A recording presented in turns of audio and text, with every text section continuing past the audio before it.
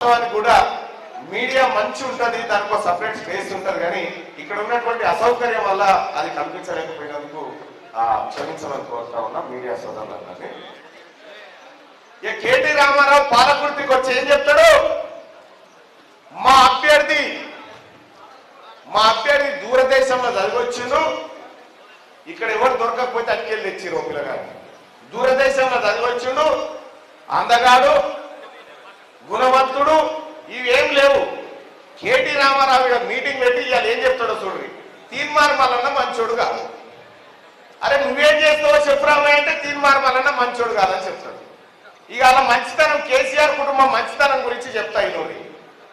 KT Ramarao ఒక్కసారి చింతమడక కాడ SBI bank ఉంది కదా, ఎస్బీఐ బ్యాంకు పంటి ఒక గంటీల ముసలామి ఉంటుంది.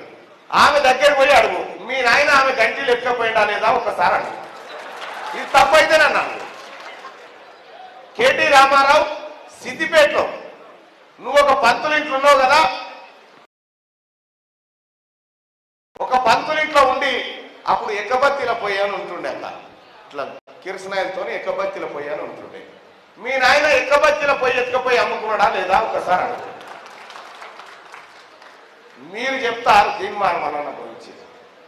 ముఖమేనా మీరేమన్నా తెలవదా?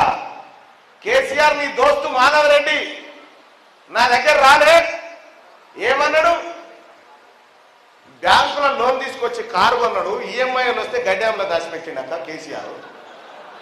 వీళ్ళు నాకు చెప్తారు, వీళ్ళు తీన్మార్ మల్లన్న గురించి మాట్లాడతాడు. ఫస్ట్ ఏం చేస్తామంటే పాప ఆ పిల్లగాని చెప్తా ఉన్న బీఆర్ఎస్ పార్టీ అభ్యర్థికి ఆ రామన్ అడుగు ముందుగా ఈ జీవో 46 ఎందుకు తెచ్చినవారని ఒక్కటే. ఫస్ట్ ఆ రామన్ని 317 జీవో తెచ్చి ఎందుకురా ఉద్యోగులు పుట్టగొట్టినామని చెప్పి ఫస్ట్ ఆ కేటీ రామారావు గారిని ఒకటి నెత్తి మీదకి రాకేష్ రెడ్డి ఫస్ట్ వాడిని ప్రశ్నించు ముందుగా, తర్వాత ప్రశ్నించు కానీ